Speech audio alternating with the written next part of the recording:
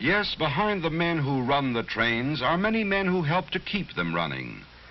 No man works alone, for each man's work depends on others' work. Others like the shopmen. The modern conception of maintenance is to locate trouble before it happens and then keep it from happening. Shopmen call it progressive maintenance. Every locomotive, steam or diesel, passenger or freight, is checked and serviced after every run. A laboratory man can take a tiny thimbleful of lubricating oil from a diesel and turn that oil into a truth serum, which reveals the personal secrets of the locomotive.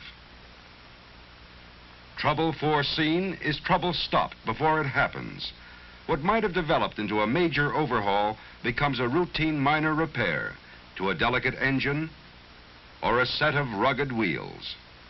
Wheels wear out of true from the steady grind of steady use.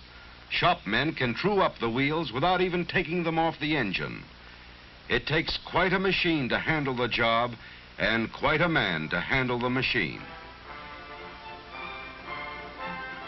Give men with know-how the tools and machines, and there is no limit to the precision work they can turn out, from maintaining engines to rebuilding the cars those engines pull. To the men in the shops, like those at Houston, Texas, rebuilding cars is an everyday story. One by one, old wooden cars are dismantled, marched through the shop assembly line, and transformed into all steel cars better than before. Yes, it's the shopmen who keep them rolling. We couldn't provide good service to our passengers and shippers if it weren't for these men that passengers and shippers never see. But a railroad has its front men too, the men in the stations, who are the railroad to those the railroad serves.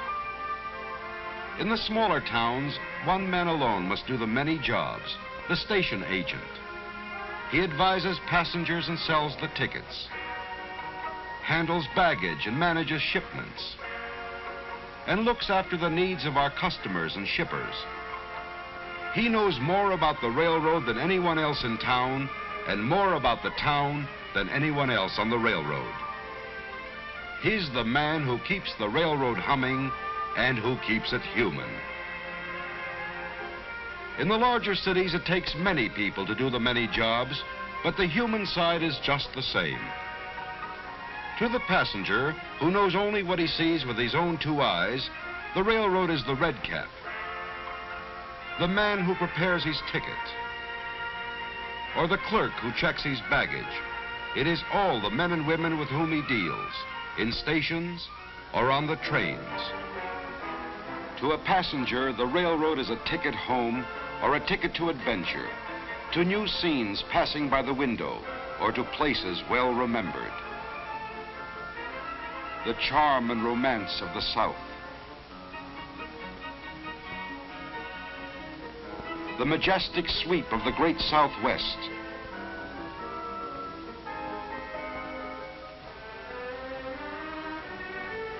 the color and beauty on the shores of the Pacific. It is beauty in unexpected places, beauty that changes with the seasons. Spring is the gentle season, as fragile as the blossom on the branch. Spring brings the poppy to the coastland, the yucca to the hills. Along Louisiana bayous, soft colors light the water hyacinth. The year turns and the summer sun lies hot upon the land. But with the tang of autumn, the colors change upon the trees. A delicate tracery on the leaf, a broad brush stroke on the mountainside.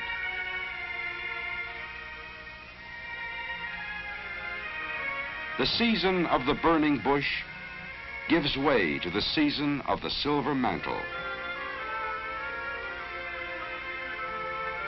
Winter brings the silent snow, the muffled brook, the bough beneath its crystal burden. The cloak lies heavy on the land, the soft white snow that sparkles in the sunlight and turns the mountain into a fairyland of white. The soft white snow which drives before the wind until it becomes deep enough to bury poles along our lines. Snow that can block our switches, tear down our wires, and challenge the progress of our trains. In the Sierra, the Cascades, the Siskiyous, hundreds of miles of mountain railroad must be kept open.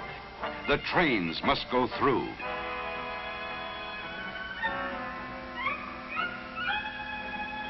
When a new storm blows into the Sierra, you can be sure of just one thing.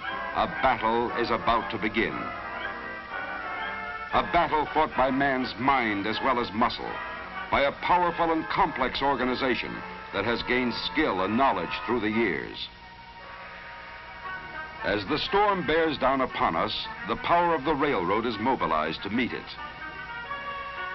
Extra crews are called to duty. Track crews, train and engine crews, crews for the snow fighting equipment, railroad men who are mountain men, men who have fought snow all their working lives. These men and their equipment are dispatched to strategic locations. At their battle stations, they watch and wait, knowing the call will come, and that when it does, all our efforts will be bent in one direction, to keep the trains moving. Calling Rotary 7205. Snow is piling up at milepost 193. Men and machine move in against the storm. The line must be kept open.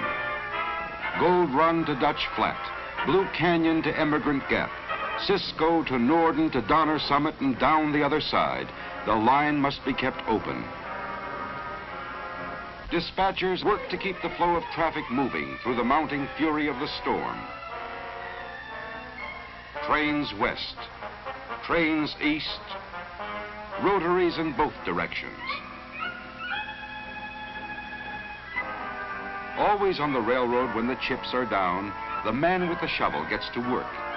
Switches must be kept clear. They must be kept from freezing. The trains must keep moving. Somewhere on the mountain, a wire is down. A slender wire that holds the battle line together. We fall back on our radio, but we need that wire. When the break is located by radar, a man goes out to mend it. Now fixing it becomes a personal matter between one man and the storm.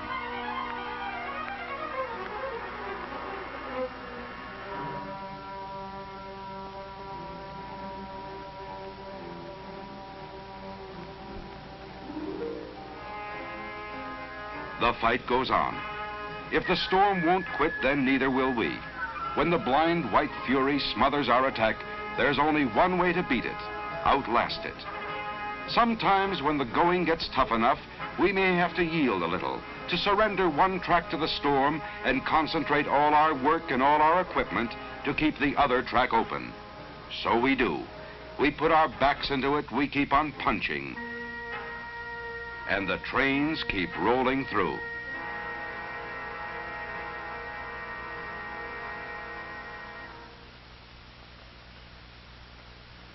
At last the clouds begin to break.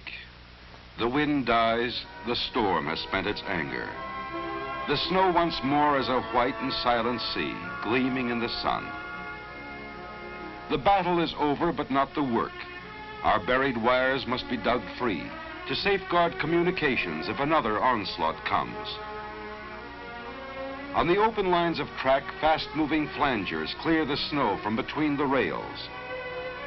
But on the second track, where the storm closed us in and we made a temporary surrender, the big rotaries still have a job to do.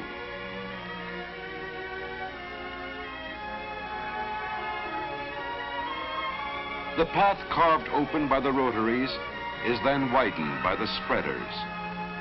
We can push a little when we set our minds to it. Move over snow, we've got a railroad here, and the men who know how to run it.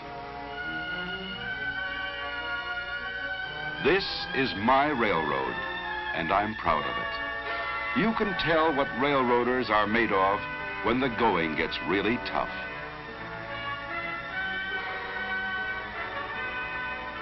Yes, there's something about a railroad and something about the railroaders who keep it running. Through sun and storm, in summer and in winter, in order to carry the people and the products of a nation. For a railroad is more than roadbed and rolling stock, more than yards and shops and offices.